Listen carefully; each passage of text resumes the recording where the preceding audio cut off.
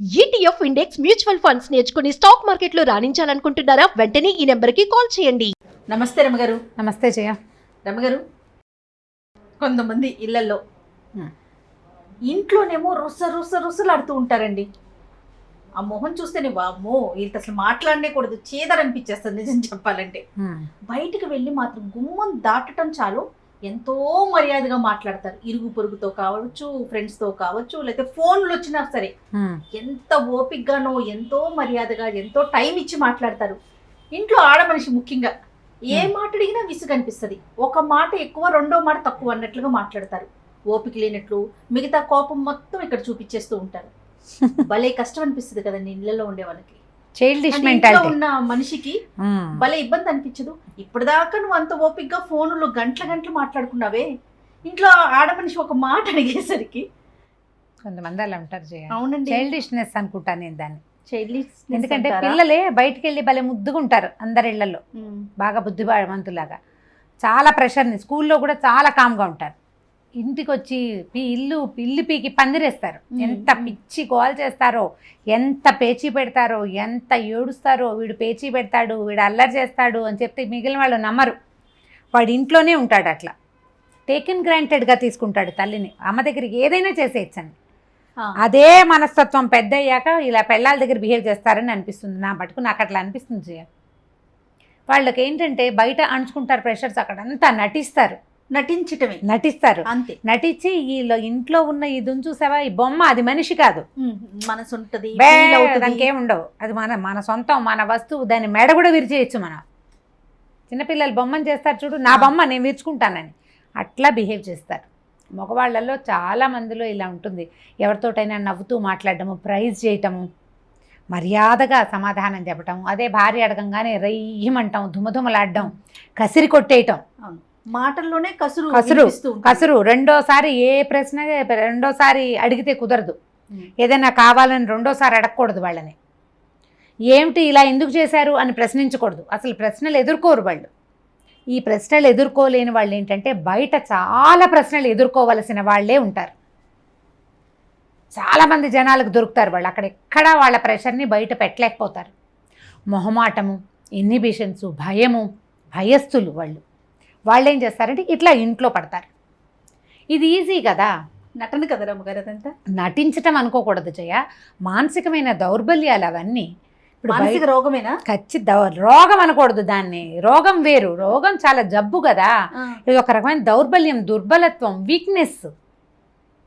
వీక్నెస్ని, నీరసాన్ని జబ్బు అంటామా మనం? అనలేకపోతాం. వీక్నెస్ని జబ్బు అనగలమా? అనలేము. అది ఏ డిసీజ్ కాదు. అది సరిగ్గా చేస్తే సెట్ అయిపోతుంది. సెట్ అవుతుందా? మరి సెట్ చేసుకోవాలి, నీకు చేత కావాలి అది. ఇప్పుడు ఎవరైతే మగవాళ్ళు ఇట్లా ప్రవర్తిస్తారో వాళ్ళు ఎవరికైనా ఆన్సరబుల్ అయినప్పుడు, సమాధానం చెప్పాల్సి వచ్చినప్పుడు అక్కడ చెప్పలేకపోయారనుకో, అణుచుకుని ఉంటారు. చాలా మృదువుగా మాట్లాడతారు వాళ్ళతో. ప్లీజ్ రేపు చేస్తాను, కనుక్కుంటాను, నేను చూస్తాను అంటారు. అదే ప్రశ్న ఇంట్లో రాగానే అక్కడ అణిచిన ప్రెషర్ ఉంచావా లోపల లావా ఉడుకుతూ ఉంటుంది. అది ఇక్కడ వచ్చేస్తుంది బయటికి. అది నటన కాదు, జబ్బు కాదు, కేవలము ఆ వీక్నెసే. ఆ పరిస్థితుల్ని ఫేస్ చేయలేక, ఎవరికైనా సమాధానం చెప్పలేక, అలాంటి పరిస్థితుల్లో ధైర్యంగా ఉండలేక, పరిస్థితుల్ని హ్యాండిల్ చేయలేక అణుచుకున్న ప్రెషర్ అంతా ఇంట్లో బయట పెడతారు. అది ఎప్పుడైనా ఒకసారి ఇంట్లో బయట పెడితే ఆ వీక్నెస్ని, సరే ఏదో బయట పాపం తనకి డిస్టర్బెన్స్ ఉంది, ఏం చేస్తారులే సర్దుకోవటానికి ఆడమనిషికి అవకాశం ఉంటుంది. ఎప్పుడు అలాగే ఉండే వాళ్ళతో ఎట్లా? క్రమంగా అలవాటు చేసేసుకుంటారు దాన్ని. ఇంటికి వచ్చి రుసరుసలాడచ్చు, దుమదుమలాడచ్చు, అయినా కూడా నాకు భోజనం నడిచిపోతుంది, నాకు మిగిలిన వ్యవహారాలన్నీ నడిచిపోతాయి, ఇల్లు నడిచిపోతూనే ఉంటుంది. అదే ఆ పెళ్ళం వెనక్కి తిరిగి ఏ అట్లగాడ పెట్టారు రెండు వడ్డిచ్చింది అనుకో, ఇంట్లో కూడా మాట్లాడకుండా ఉంటారు. చేయలేకపోతారు అట్లా.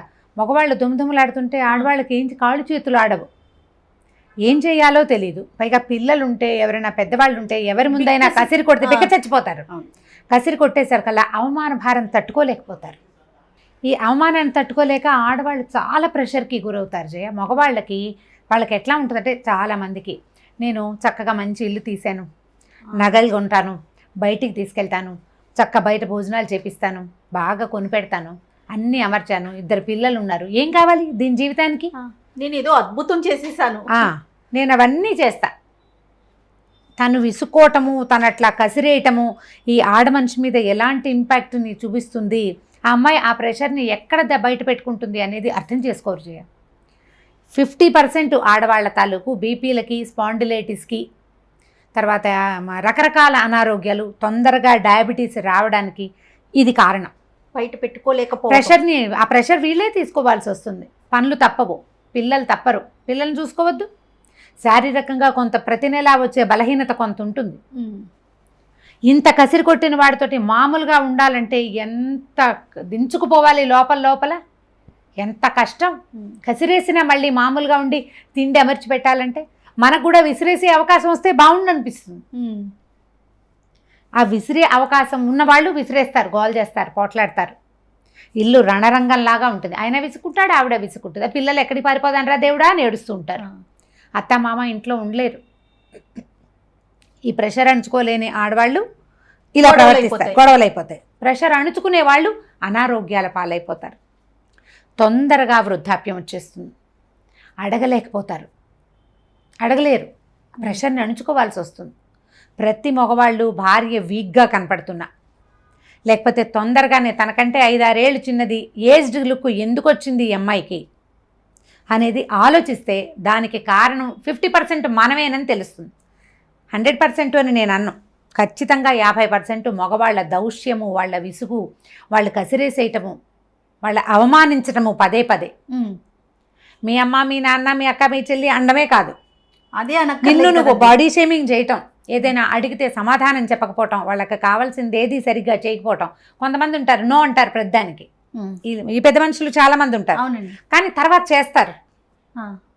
మొదట నోని వాళ్ళు తట్టుకోలేకపోతారు, ఆడవాళ్ళు తట్టుకోలేరు. సరే, వాళ్ళు ఇంకా రెగ్యులర్గా మళ్ళీ తర్వాత చేస్తున్నారు అనుకోండి, మొదటి నూనె యాక్సెప్ట్ చేసేయచ్చు. ఎప్పటికైతే కాదు జయ. ఇప్పుడు ఎలా ఉంటుందంటే మామూలుగా మనమే ఉన్నామనుకో బాగానే ఉంటుంది. అదే ఎవరి ముందైనా నో తీసుకోవాల్సి వస్తే ఇబ్బంది అనిపిస్తుంది కదా, అవమానకరంగా అనిపిస్తుంది కదా. ఇది వరకటిలాగా లేవు రోజులు. ఆడవాళ్ళు పూర్తి స్థాయి డిపెండెంట్స్గా ఈ రోజున లేరు. మగవాడు తెచ్చిపడేస్తే ఇల్లు దిద్దుకోవటమే ఈ రోజు ప్రపంచం కాదు. ఉద్యోగం చేయకపోయినా ఇళ్లల్లో ఉండే వాళ్ళైనా సరే, హౌస్ వైఫ్స్ కొంత తక్కువే ఉన్నారు. ఒకవేళ హౌస్ వైఫ్స్ ఉన్నా కూడా వాళ్ళకి కూడా జీవితం టఫ్ టాస్క్గానే ఉంది ఇప్పుడు.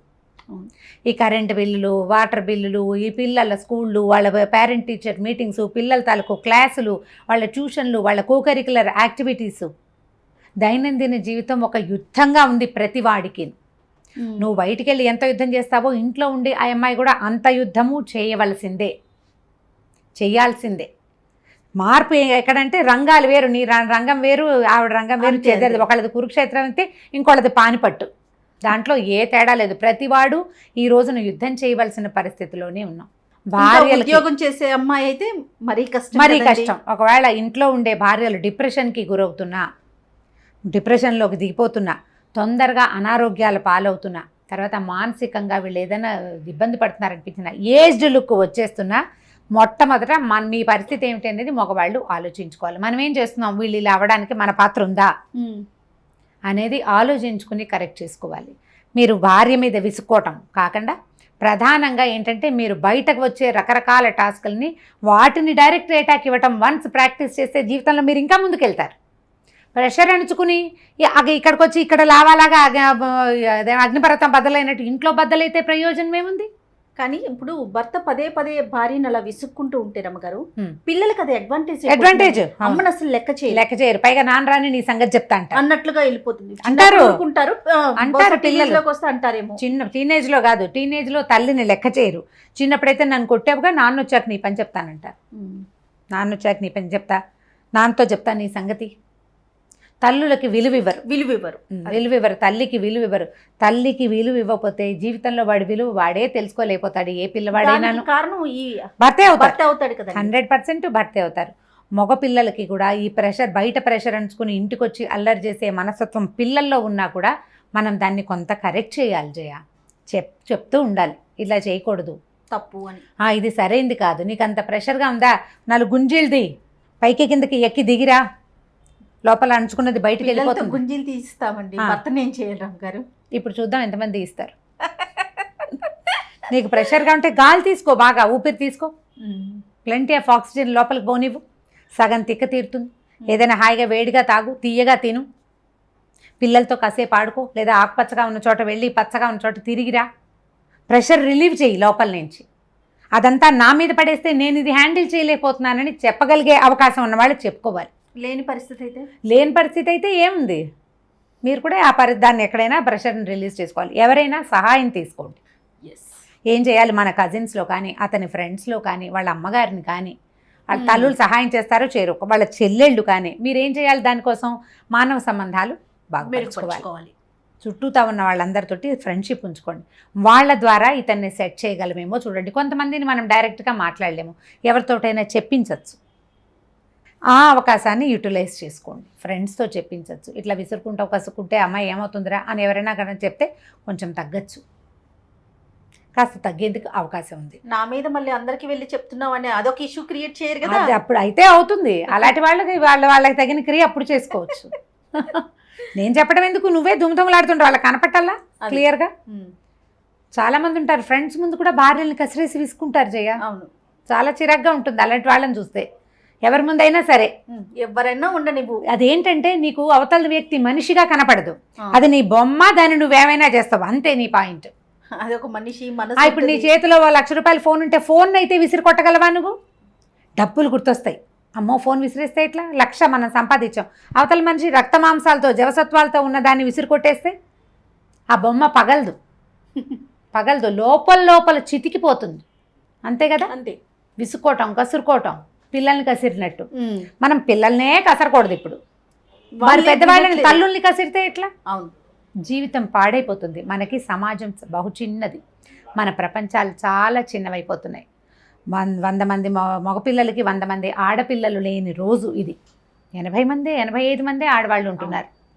ఇప్పుడు మనకు దొరికిన ఒక భార్యని, మాకు దొరికిన కంపెనీని కాపాడుకోవాలి. ఈ పరిస్థితి వస్తే మగవాళ్ళని హ్యాండిల్ చేయాలి, మనం మాట్లాడుకోవాలి, విషయం చెప్పగలగాలి. ఒకవేళ చెప్పలేకపోతే ఎవరితోటైనా చెప్పించే ప్రయత్నం చేయాలి. అతని ఇంటికి రాగానే విసుకుంటుంటే కనుక విసుగొచ్చే ఏ పరిస్థితిని ఇంట్లో ఉంచకుండా జాగ్రత్త పడండి.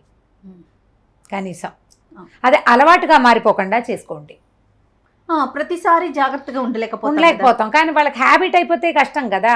పిల్లలు కూడా చెప్పుకుంటూ ఉండాల్సి వస్తుంది. ఇది కొంచెం కష్టసాధ్యమైన సంగతే, కానీ ట్రై చేయొచ్చు. ఇట్లా ఫ్రెండ్స్ ద్వారా, కజిన్స్ ద్వారా ఎవరితోటైనా చెప్పిస్తే కొంత మార్పు రావడానికి అవకాశం ఉంది. రైట్ రామ్ గారు, నమస్తే జయ. ఈ వీడియో కనుక మీకు నచ్చినట్లయితే లైక్ చేయండి, షేర్ చేయండి. మరిన్ని వీడియోస్ కోసం మా ఛానల్ని సబ్స్క్రైబ్ చేసుకోండి.